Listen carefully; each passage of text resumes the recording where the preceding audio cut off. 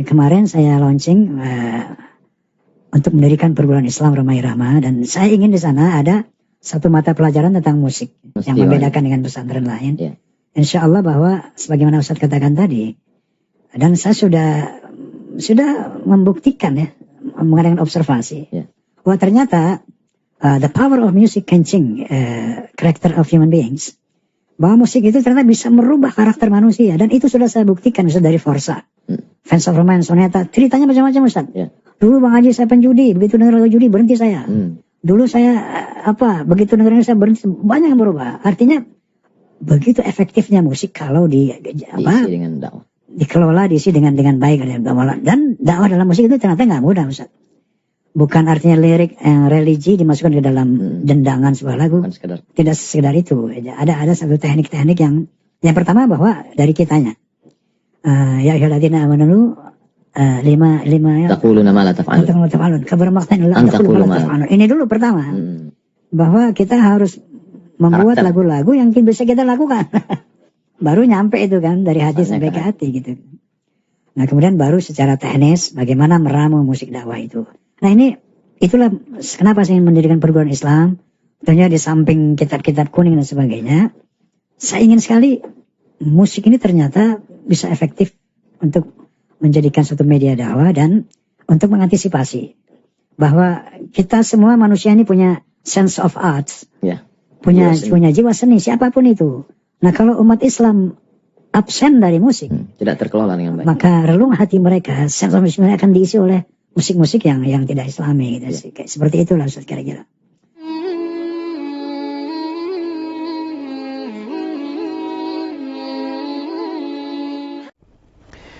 Nah,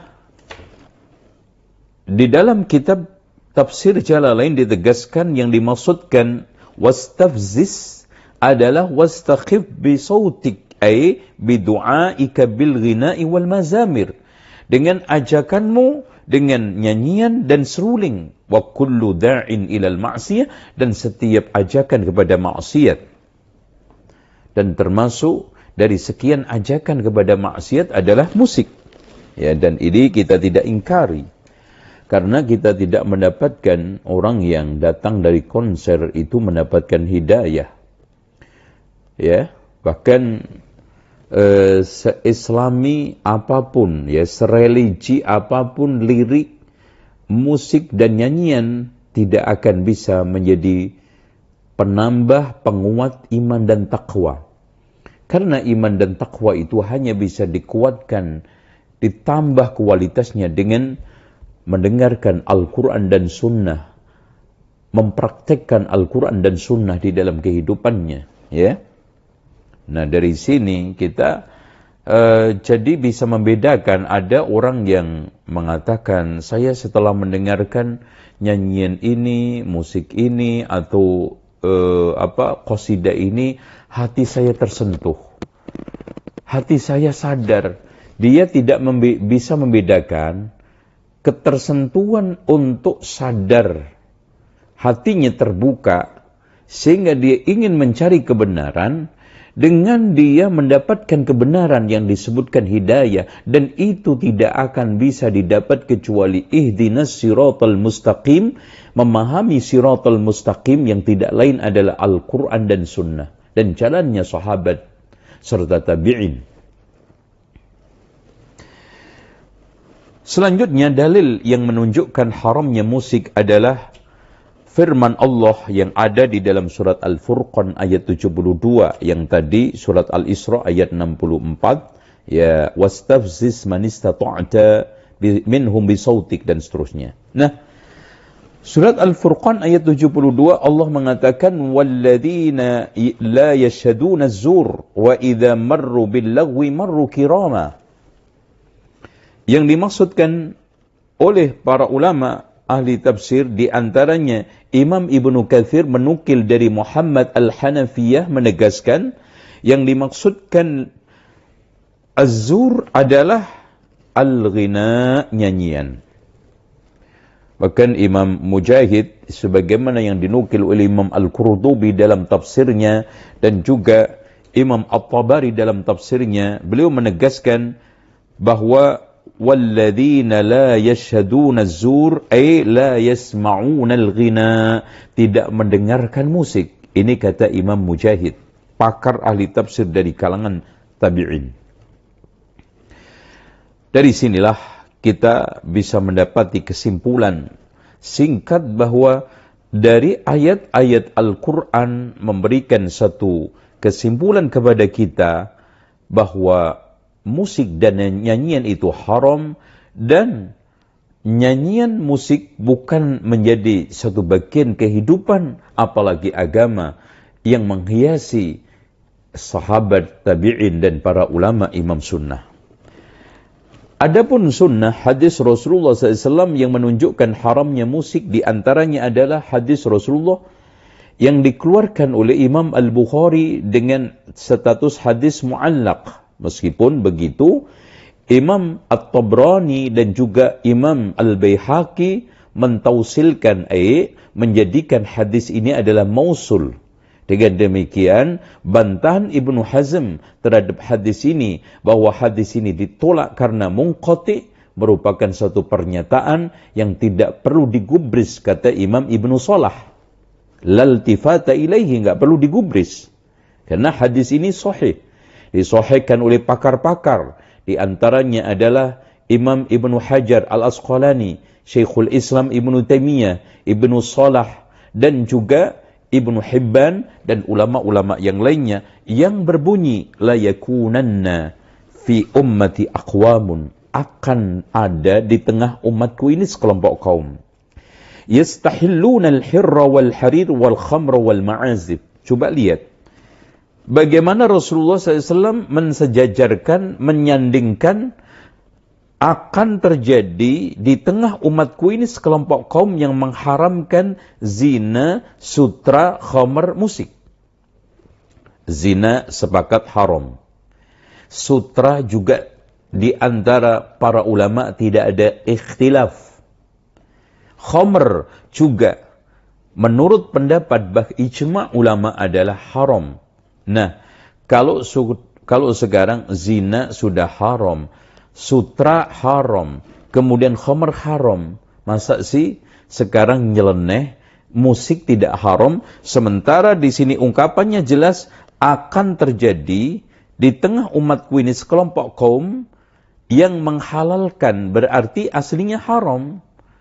Dan maknanya di sini bisa tekstual, dia mengatakan haram, ini halal, seperti baru-baru ini terjadi orang yang menyatakan dengan vulgar zina itu halal, asalkan dilakukan di wilayah privat, suka sama suka, keduanya sudah dewasa, dan dilakukan secara tulus. Nih, ya, nah kan sudah ada tuh akhirnya. Khamr juga sudah banyak statement dari mulut kaum muslimin bahwa itu adalah minuman biasa. Sutra juga dipakai. Ini maknanya dihalalkan. Dan bahkan dilegalkan itu maknanya. Dilegalkan menjadi bagian acara, ritual, bahkan di masjid, di gedung-gedung, di acara kaum muslimin. Nas'alullah al-afiyah. Wala yanzilanna aqwamun ila jambi alamin. Akan turun sekelompok kaum ini di lereng gunung. Ya, yaruhu alaihim bisarihatin lahum, mereka mengembala kambing. Ya'tihim lihajatin, untuk suatu hajat. Artinya, di sini Rasulullah mengungkapkan akan kaitannya antara perkara yang dihalalkan tadi dengan azab. Fayaquluna, mereka mengatakan, irji ilaina ghada, kembalilah besok kepada kami. Fayubayyituhumullahu, mereka malam dihabiskan oleh Allah, diazab oleh Allah. Wa yadha'ul anama, di mana gunung yang mereka gunakan untuk santai, ya, bersenang ria, tenggelamkan oleh Allah Subhanahu wa taala, ditimpakan kepada kaum tersebut, wa yamsahu akharin, dan yang lainnya yang tersisa masih hidup Allah jadikan qiradatan wa khanazira, menjadi monyet sama babi ila yaumil qiyamah. Nasallallahu al-afiyah. Dan ini ternyata punya kaitannya erat dengan kejadian gempa, gunung meletus, longsor, dengan musik yang dihalalkan, dengan zina yang dihalalkan, dengan sutra yang dihalalkan.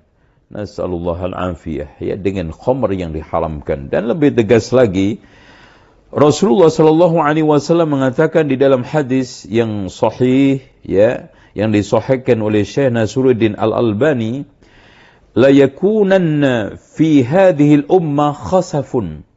Akan terjadi di tengah umatku ini adalah khasaf, yaitu longsor, wa qadafun, hujan batu, wa maskhun, orang mukanya rupanya dirubah menjadi monyet sama babi. Wa dzalika idza syaribul khumur.